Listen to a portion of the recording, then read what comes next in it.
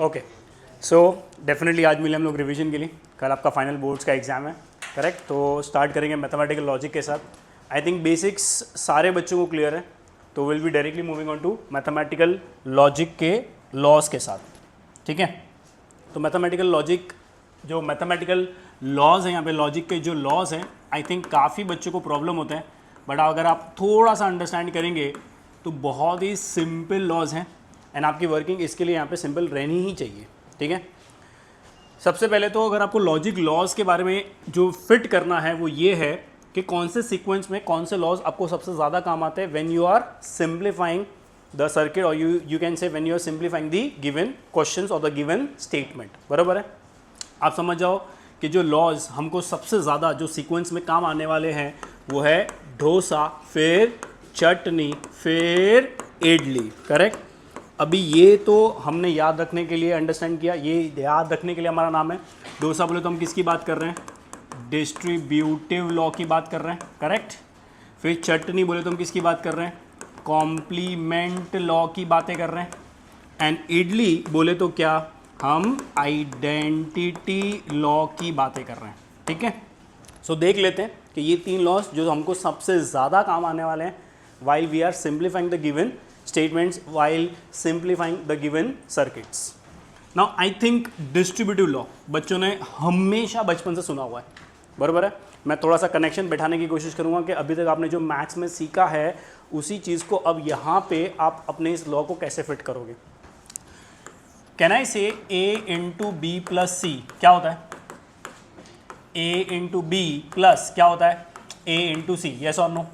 बराबर है कि नहीं? मतलब बचपन से हमने सीखा है कि अगर a डॉट बी प्लस सी है तो मैं ब्रैकेट ओपन कर सकता हूँ, a को अंदर डिस्ट्रीब्यूट कर सकता हूँ। अरे तो ये जो मैथमेटिक्स में हमने सीखा है यही लॉ को हम बोलते हैं डिस्ट्रीब्यूटिव लॉ। तो यही लॉ आपके सामने लॉजिक के अंदर आ रहा है थोड़ा डिफरेंट तरीके से। आपके सामने कुछ नए सिंबल्स आ रहे हैं, इसके वजह से बच्चों को कन्फ्यूज़ होने की ज़रा भी ज़रूरत नहीं है। इसमें सिर्फ इतना है कि आप थोड़ी सी प्रैक्टिस करोगे, थोड़ी सी नीटनेस रखोगे। ऑब्वियसली बात है ना, ये सिंबल्स की रेगुलर राइटिंग हम लोग करते नहीं है। अगर आपने प्रैक्टिस अच्छे से करी है तो 110% है कि आपका ये जो लॉज है आपको कंफ्यूज करना नहीं चाहिए। कंफ्यूजन कब होता है? जब आपकी नीटनेस नहीं है, जब आप सही तरीके से लिख नहीं रहे हो। मतलब अगर आपकी राइटिंग थोड़ी सी मैसी राइटिंग है तो आपको अवॉइड करना है कि इतना मैस ना हो, कम से कम मैस होगा, नीटनेस होगा तो आपका लॉज आपको सही तरीके से वो रिजल्ट दिखेगा, वो ऑब्जर्वेशन होगा कि हाँ भाई मैं ये लॉ को यहाँ यूज़ कर सकता हूँ, इस तरीके से मेरा सिंप्लीफिकेशन आगे कंटिन्यू हो सकता है, ठीक है। तो सबसे पहले देखते हैं कि डिस्ट्रीब्यूटिव लॉ आपका यहाँ पे कैसे काम करता है। डिस्ट्रीब्यूटिव लॉ बोलता है कि सपोज यहाँ पे P है, एंड है, Q है, और है, R है, बरोबर। कैन यू सी, मैंने अभी भी ये जो लॉ लिखा क्या बोलता है? यहाँ पे डॉट है और यहाँ पे कौन है? प्लस है कि नहीं? मतलब दो डिफरेंट साइन होना चाहिए तब हमारा ब्रैकेट ओपन होता है। तो इसी तरीके से आपको यहाँ पे दिखाई दे रहा है बाहर की तरफ कौन है? एंड, अंदर की तरफ कौन है? और। तो जब मैं यहाँ पे ब्रैकेट ओपन करूंगा तो ये जो P एंड है जिसको भी मैंने अंडरलाइन किया है वो दोनों टर्म्स के साथ जाएगा। तो ये क्या बन जाना चाहिए? ये बन जाना चाहिए P एंड Q, मेरा फर्स्ट ब्रैकेट, बराबर है। फिर और के साथ क्या बन जाना चाहिए? P and R। Can everybody see कि मैं ब्रैकेट का कैसे यूज़ कर रहा हूँ? तो जैसे आप नॉर्मल ब्रैकेट ओपनिंग करते हो आपके मैथ्स में, वही सेम चीज़ करनी है, सिर्फ थोड़ा सा आपको राइटिंग पे ध्यान देना है। आप अभी भी, मैं रिपीट करता हूँ, कुछ लोगों ने जिन्होंने राइटिंग प्रैक्टिस किया रहेगा, आप चेक कर सकते हो आपके राइटिंग के वजह से ही आधे से ज़्यादा टाइम आपको नहीं समझ में आ रहा है। बस थोड़ा सा सही तरीके से, नीट तरीके से आप लिखेंगे, 110% आपको दिखाई देगा कि भाई नॉर्मल ब्रैकेट ओपनिंग जो हमारे मैथ्स में चल रहा है, नॉर्मल जो डिस्ट्रीब्यूटिव लॉ हम यूज़ करते हैं उसी तरीके से हमारा डिस्ट्रीब्यूटिव लॉ यहाँ पे चल रहा है, बराबर। नाउ वंस अगेन, जो एक खास चीज़ है जो अंडरस्टैंड करने की आपको यहाँ पे ये पॉइंट आपको जो ध्यान रहना चाहिए, अरे भाई अगर मैं ये ब्रैकेट ओपनिंग कर सकता हूँ तो क्या मैं इसको रिवर्स में ऐसे कॉमन भी ले सकता हूँ? बराबर है। मतलब अगर मैं ब्रैकेट ओपन करके ऐसे दो सेपरेट ब्रैकेट्स बना सकता हूँ तो अगर जब रिक्वायरमेंट रहेगा तो ये दोनों में से जो भी कुछ कॉमन है वो कॉमन निकाल के मैं रिड्यूस करके ये भी चीज़ लिख सकता हूँ, correct. Now similarly distributive law का सेकेंड पार्ट, सपोज यहाँ पे P और है, यहाँ पे Q है, यहाँ पे एंड है, यहाँ पे R है। वंस अगेन दोनों साइन क्या होना चाहिए? डिफरेंट होना चाहिए। एंड और एंड। मुझे ब्रैकेट ओपन करना है, तो क्या बनना चाहिए मेरा पहला ब्रैकेट, फर्स्ट ब्रैकेट बनना चाहिए P और Q एंड विथ क्या हो जाना चाहिए P और R। करेक्ट है? यहाँ तक सबको समझ में आ रहा है लॉ कैसा हुआ? अभी भी ऑब्जर्व करना कि मैं बोर्ड पे किस तरीके से लिख रहा हूँ। Writing practice will be important for every child, बराबर है? कौन सा लॉ था ये? Distributive law. डिस्ट्रीब्यूटिव लॉ के बाद सेकंड इंपॉर्टेंट लॉ जो आपको सबसे ज़्यादा काम आने वाला है वो कौन सा लॉ है? Complement law. आई थिंक ये वर्ड कहीं ना कहीं वंस अगेन बच्चों ने सुना ही होता है कॉम्प्लीमेंट, बट शायद यहाँ पे थोड़ा सा मिस्टेक कर लेते हैं, थोड़ा वो रिलेट नहीं कर पाते। कॉम्प्लीमेंट का मतलब अगर मेरे पास एक स्टेटमेंट है P, तो उसके साथ यहाँ पे कौन आ जाएगा? उसका कॉम्प्लीमेंट। कॉम्प्लीमेंट बोले तो क्या आ जाएगा? नेगेटिव, है ना? ये वर्ड कॉम्प्लीमेंट अगर आप रिकॉल करोगे तो कहाँ से आ रहा है ये वर्ड? आपके सेट थियोरी में से, बराबर है? तो अगर एक स्टेटमेंट है P और यहाँ पे उसका क्या है? नेगेटिव, और यहाँ पे मैंने बीच में क्या लगा दिया? एंड, बराबर है? Now if you recall the truth table, पता है एंड का डेफिनेशन क्या है? एंड बोलता है कि अगर एनी वन फॉल्स हुआ तो मेरा पूरा स्टेटमेंट क्या हो जाएगा? फॉल्स। अगर एनी वन यहाँ पे ट्रू हुआ तो फिर अकॉर्डिंगली उसका रिजल्ट आगे आपको लिखना होता है। तो यहाँ पे ये एंड है और ये एंड के आजू बाजू कौन है? एक P है और दूसरा उसका नेगेटिव है। तो मैं ऐसा बोल दूं क्या कि अगर ये ट्रू होगा तो ये दूसरा वाला हमेशा फॉल्स होने वाला है। मतलब इस सिचुएशन में any one statement is always false. अगर कोई भी एक फॉल्स हो गया तो ये पूरा का पूरा स्टेटमेंट क्या हो जाएगा? फॉल्स हो जाएगा। करेक्ट? नाउ सपोज करो यहाँ पे P है, यहाँ पे और है और यहाँ पे नेगेटिव P है। रिकॉल कर सकते हैं डेफिनेशन। मैं पहले चीज़ क्या बोल सकता हूँ कि ये P है और ये नेगेटिव P है, इसका मतलब इन दोनों में हमेशा कोई ना कोई एक क्या होगा? ट्रू होगा और दूसरा वाला क्या होगा? फॉल्स। मैं रिपीट करता हूँ, कोई ना कोई एक, आप इसको ट्रू बोलो तो ऑटोमेटिक ये फॉल्स हो जाएगा, अब इसको फॉल्स बोलो तो ऑटोमेटिक ये क्या हो जाएगा? ट्रू। नाउ और का डेफिनेशन क्या बोलता है? और बोलता है कि अगर एनी वन ट्रू हो गया तो ये पूरा का पूरा आपका स्टेटमेंट क्या हो जाएगा? ट्रू हो जाएगा।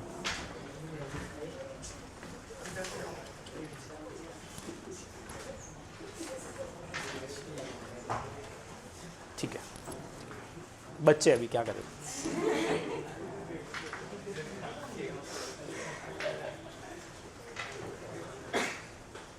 सेटल?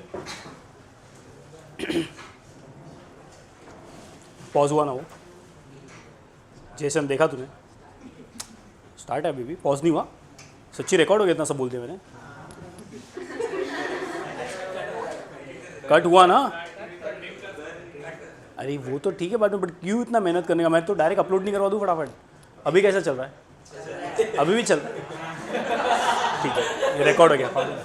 ठीक है सो स्टार्ट किया हमने डिस्ट्रीब्यूटिव लॉ के साथ। सेकंड हमने स्टार्ट किया कॉम्प्लीमेंट लॉ, एंड इसके बाद जो अपने को काम आने वाला कौन सा लॉ है? वो हमारा इडली बोले तो क्या? Identity law. Now once again अभी अगर कुछ बच्चे ऑब्जर्व कर रहे हैं, डिस्ट्रीब्यूटिव तो अपना बेसिक मैथमेटिक्स है, जैसे हम लोग बेसिक अपना ब्रैकेट ओपनिंग कर रहे हैं। सही चल रहा है वीडियो? यार एडिटिंग भारी पड़ेगा यार। ठीक है so distributive law, complement law and identity law. Complement and identity law जब भी आप यूज़ कर रहे हो ना, तो जिन बच्चों को ट्रूथ टेबल के डेफिनेशंस बहुत ही अच्छे से याद है, ये लॉज उनके लिए बहुत ही कंफर्टेबल होनी चाहिए। जैसे कि मैं रिपीट कर लेता हूँ, कॉम्प्लीमेंट लॉ। कॉम्प्लीमेंट लॉ क्या बोलता है? यहाँ पे कौन है? एंड। ये दोनों क्या है? एक दूसरे के ऑपोजिट है ना, क्योंकि ये P है तो ये नेगेटिव P है, तो ये दोनों में हमेशा कोई ना कोई एक क्या होगा? फॉल्स होगा, और कोई ना कोई एक क्या होगा? ट्रू। तो एंड क्या बोलता है कि एनी वन फॉल्स, तो पूरा का पूरा स्टेटमेंट क्या हो जाएगा? फॉल्स। यहाँ पे बीच में कौन लिखा मैंने? और लिखा हुआ है। ये दोनों में हमेशा कोई ना कोई एक क्या होगा? ट्रू। तो और का डेफिनेशन क्या बोलता है कि any one true then the whole statement will become true. बरोबर है? Correct. Now come to identity law. तो जैसे कि मैंने कहा कि कॉम्प्लीमेंट लॉ में जिस तरीके से आप ट्रूथ टेबल का यूज़ कर रहे हो, वैसे ही कॉम्प्लीमेंट लॉ में भी, आइडेंटिटी लॉ में भी आपका ट्रूथ टेबल का डेफिनेशंस का बहुत अच्छा यूज़ है। तो जिनको ट्रूथ टेबल अच्छे से बाय हार्टेड है, डेफिनेशंस वर्ड टू वर्ड अगर उनको रियलाइज़ होता है, तो ये बहुत ही ज़्यादा कंफर्टेबल रहेगा। फॉर एग्जाम्पल सोचो मैंने यहाँ पे लिख दिया एंड फॉल्स और मैंने यहाँ पे लिख दिया और ट्रू। बराबर है? ये एनीथिंग एंड फॉल्स आया, या फिर आप ऐसे बोलो समथिंग एंड फॉल्स आया। एंड क्या बोलता है? एनी वन फॉल्स, तो पूरा स्टेटमेंट क्या हो जाएगा? बस यही हमारा आइडेंटिटी लॉ।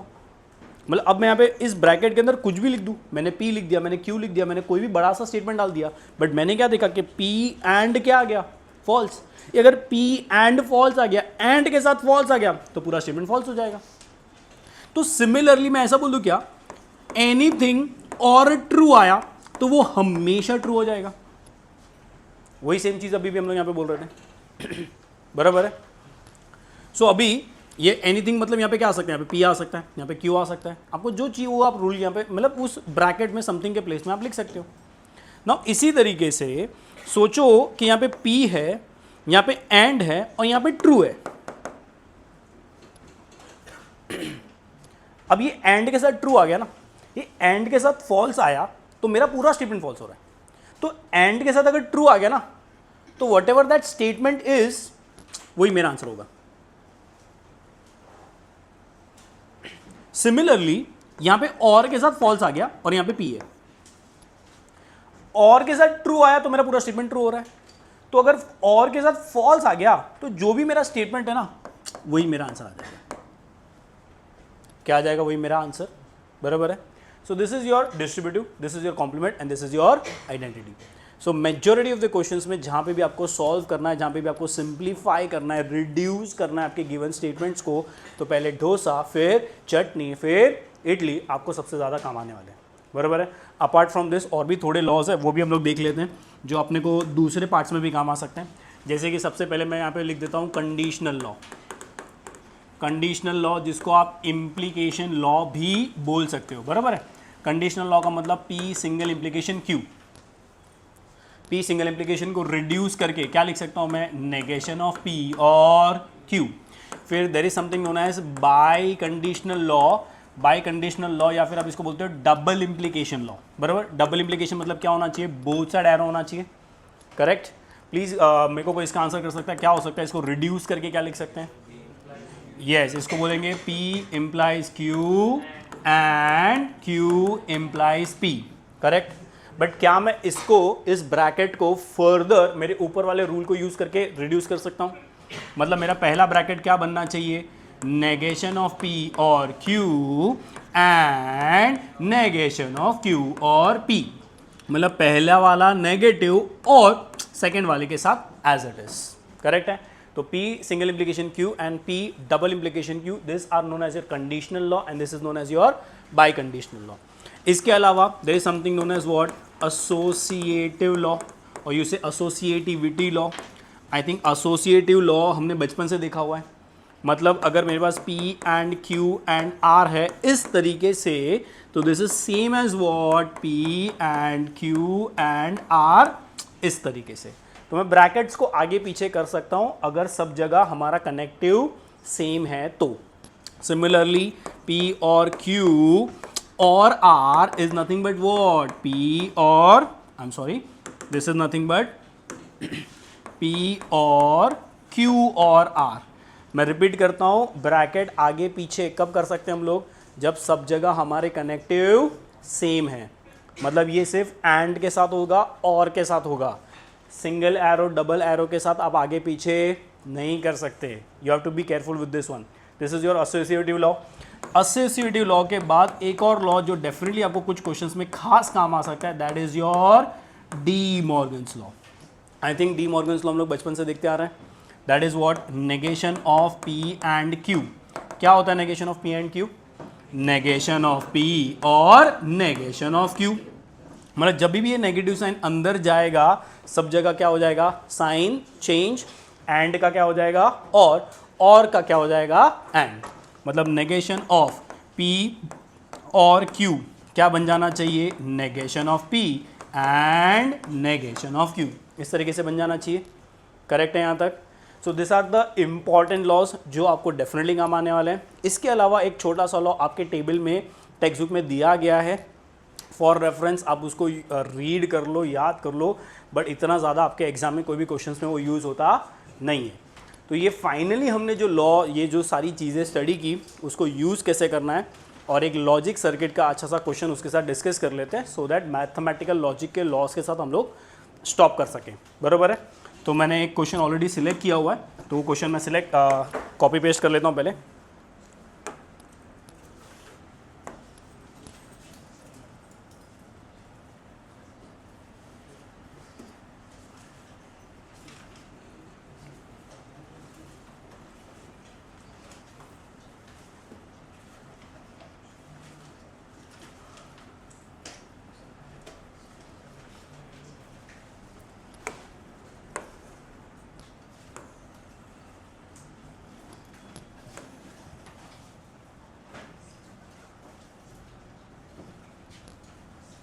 मैंने वहाँ पे पेज चेंज किया था।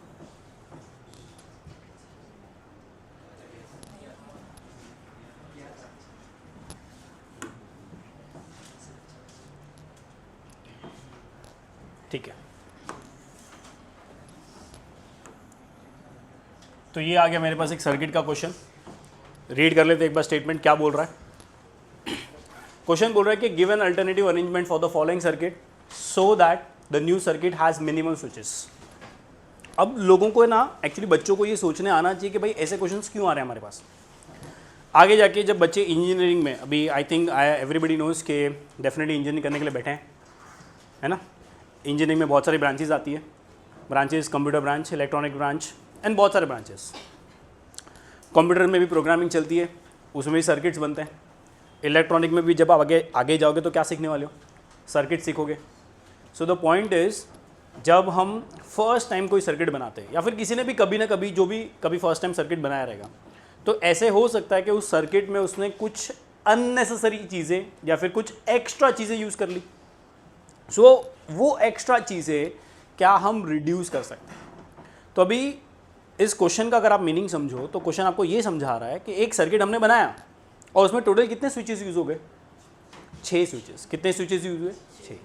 तो अभी ये जो 6 स्विचेस यूज़ किए हैं हमने, क्या मैं इसको रिड्यूस कर सकता हूँ? क्या ये सेम सर्किट जो आउटपुट देगा उसको लेस नंबर ऑफ स्विचेस से मैं बना सकता हूँ? क्या मेरा same desired output less number of switches से यहाँ पे बन सकता है? So that is what is the aim of the question. और ये एम के लिए, ये सर्किट को रिड्यूस करने के लिए हमको यहाँ पे क्या यूज़ करना पड़ेंगे, लॉज यूज़ करना पड़ेंगे। तो एक बार स्टेप देख लेते हैं कि भाई जब भी ये क्वेश्चन आएगा तो सबसे पहले आपको करना क्या है। Whenever you have this kind of question, सबसे पहले बच्चों को लेट करना है। लेट S1 और sorry let P is the switch S1, let Q is the switch S2। ये इसका मतलब नेगेशन P क्या होना चाहिए, दी स्विच S1 डैश, है ना। नेगेशन Q क्या होना चाहिए, दी स्विच S2 डैश। तो आपके सर्किट में जो भी स्विचेस दिख रहे हैं, सबसे पहले हर एक स्विच आपका एक स्टेटमेंट है, ये आपको पहले लेट कर लेना है। मतलब S1 जहाँ पे भी दिखेगा उसको आप क्या बोलोगे, P। S2 जहाँ पे भी दिखेगा आपको क्या बोलना है, Q, बराबर है। एंड सिंस हमारे पास यहाँ पे S1 और S2 है तो मैंने सिर्फ P और Q को यूज़ किया, एंड उसका ऑपोजिट यहाँ पे negation P and negation Q मैंने यूज़ कर लिया। तो गिवन दिस क्वेश्चन, सबसे पहले आपका स्टेप होना चाहिए, you have to convert the given circuit into symbolic form. किस फॉर्म में कन्वर्ट करना है आपको, सिंबॉलिक फॉर्म। सो एज बच्चे रिकॉल कर सकते हैं, सिंबॉलिक फॉर्म में कन्वर्ट करने के लिए आई होप बच्चों को रूल्स याद होगा। जब भी स्विचेस सीरीज में होते हैं तो सीरीज मतलब व्हाट कनेक्शन, एंड कनेक्शन। जब स्विचेस पैरेलल में होते हैं तो what is that, that is और कनेक्शन। ध्यान से, जब भी स्विचेस सीरीज में होंगे, स्विचेस अगर सीरीज में है तो वो क्या हो जाएंगे, एंड स्विचेस अगर कौन है, पैरेलल, तो वो क्या हो जाएंगे, और। तो देखो ये सिंबॉलिक फॉर्म में कन्वर्ट करना एक्चुअली कितना इजी और कितना लॉजिकल है। जो मुझे डायग्राम में दिख रहा है ना, देखो उसको एज अ स्टेटमेंट यहाँ पे क्या लिख सकता हूँ मैं ये सब चीज़ें थोड़ी सी इरेज कर लेता हूँ। ऑब्जर्व करते हैं ना कि मेरा सर्किट कैसा दिख रहा है और मैं उसको यहाँ पे कैसे लिख रहा हूँ। क्या मैं इसको ऐसा लिख सकता हूँ क्या, S1 है एंड विथ S2 डैश है, ये एक पेयर बन रहा है, ये यहाँ पे पैरेलल की साइन बना दी मैंने S1 डैश लिख दिया एंड S2 लिख दिया, अगेन मैंने पैरेलल का साइन बना दिया और अगेन मैंने यहाँ पे S1 डैश एंड मैंने यहाँ पे S2 डैश लिख दिया। क्या मैंने सही लिखा है? क्या मेरा जो सर्किट दिख रहा है, क्या मेरे उस सर्किट को इस स्टेटमेंट के फॉर्म में जो मैंने लिखा है वो सही है? S1 एंड S2 डैश है, पैरेलल है इस पेयर के साथ, अगेन पैरेलल है इस पेयर के साथ। ये पेयर बोला मतलब S1 डैश एंड क्या होना चाहिए, S2 डैश।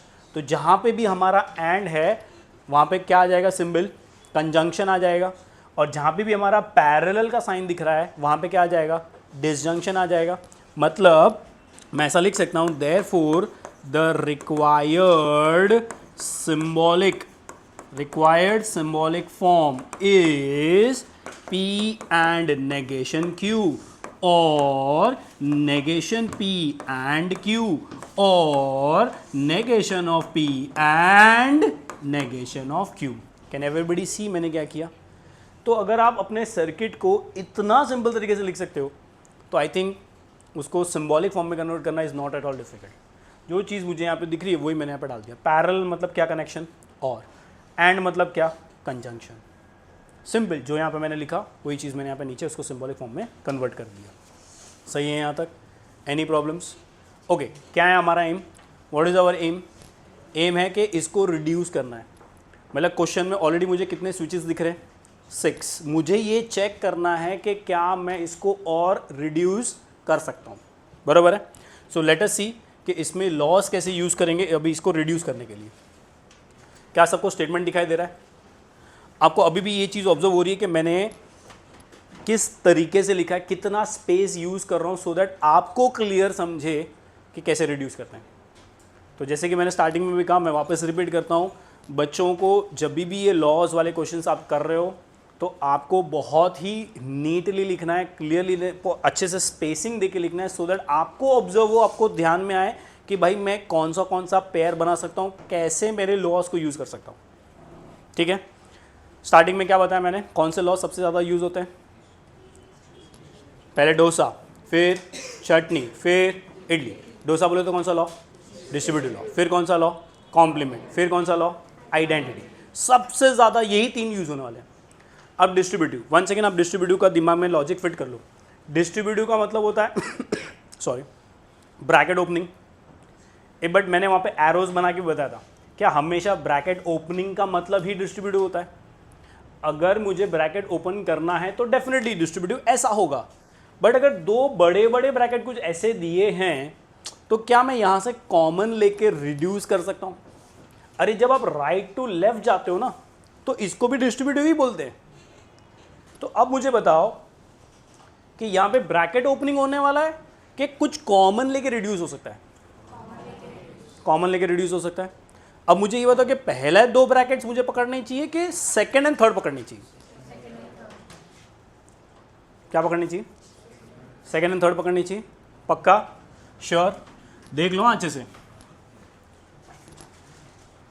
ओके, तो फर्स्ट एंड सेकंड हमने घूरना चालू किया तो हमको पता चल रहा है भाई यहाँ पे तो ऐसा कुछ कॉमन दिख नहीं रहा है। बट जैसे ही हम सेकंड एंड थर्ड ब्रैकेट को देख रहे हैं तो डेफिनेटली हमको क्या पता चल रहा है कि भाई यहाँ से कुछ कॉमन आ सकता है।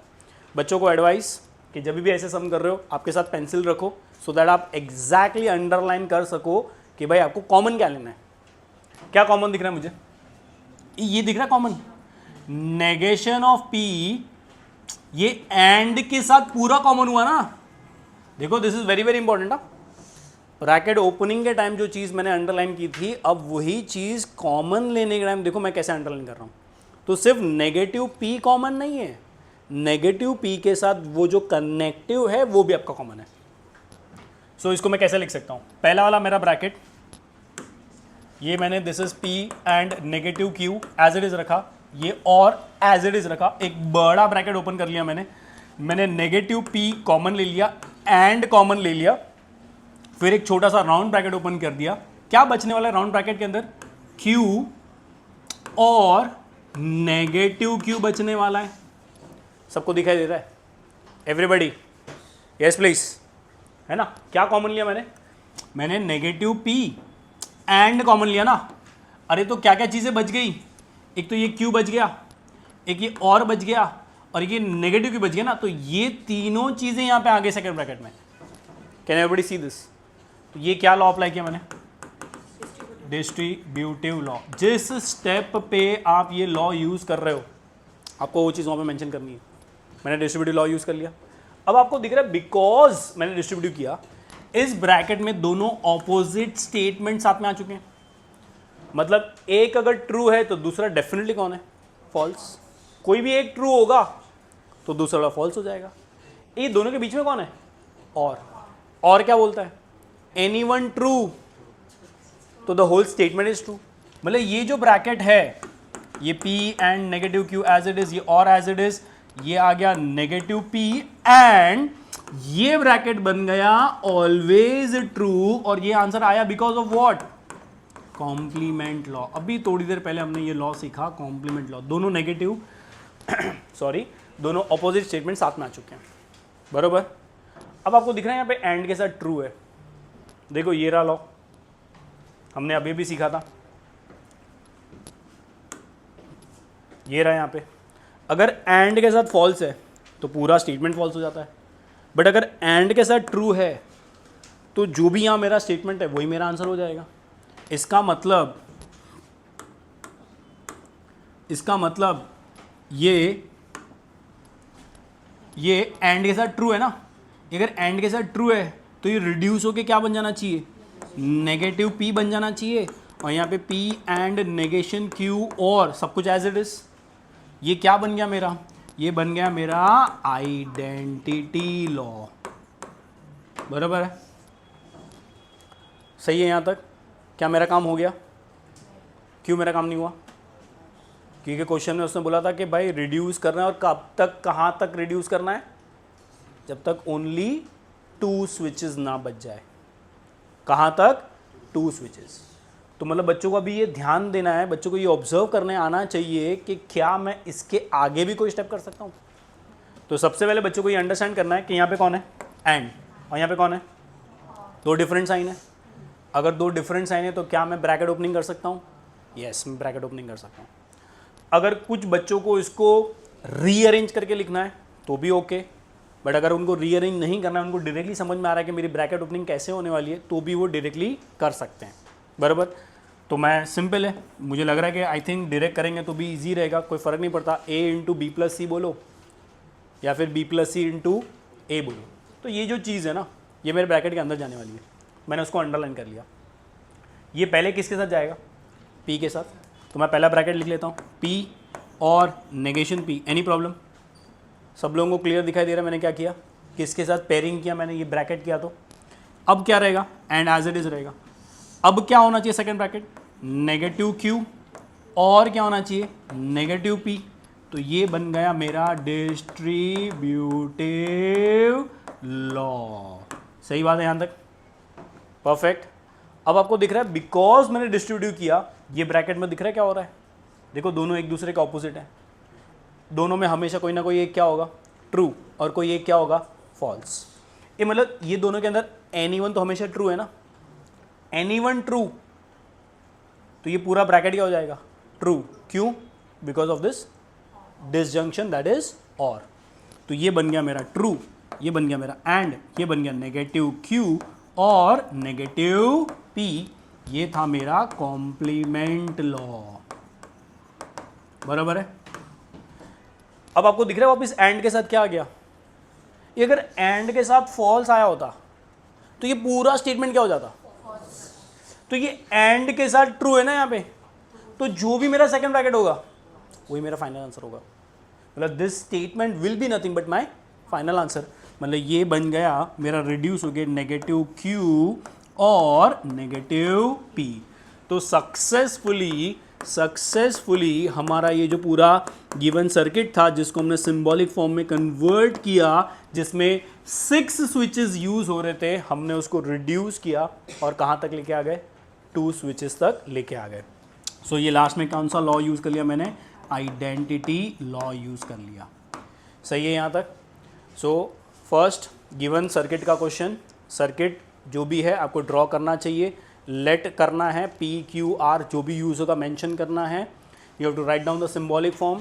सिंबॉलिक फॉर्म लिखने के बाद अगर क्वेश्चन आपको बोल रहा है कि भाई अल्टरनेटिव अरेंजमेंट दो, रिड्यूस्ड अरेंजमेंट दो, तो you have to use the laws and you have to reduce the circuit as much as possible. ये स्टेज के बाद आपको लास्ट में रीड्रॉ करके दिखाना ज़रूरी है सर्किट, बराबर है। सो आई थिंक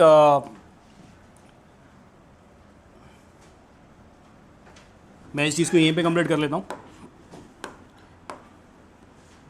क्या दिखाई दे रहा है अपने को, ए नेगेटिव q और p है ना, और का मतलब कौन सा टाइप का connection, parallel connection.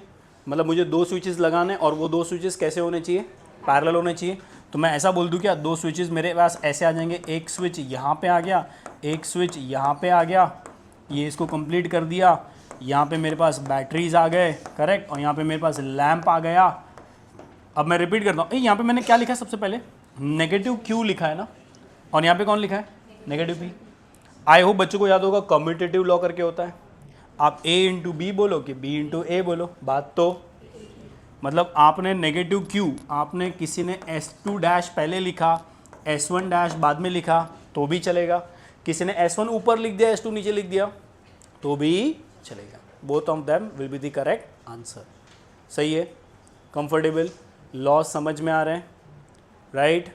I think laws का छोटा मोटा आई थिंक इंट्रोडक्शन आपके फिजिक्स में भी होता है, लॉजिक गेट्स करके बच्चों ने जहाँ पे भी सीखा हुआ है, लॉजिक गेट्स फिजिक्स में सेमीकंडक्टर करके चैप्टर आता है जिसमें यूज़ होता है।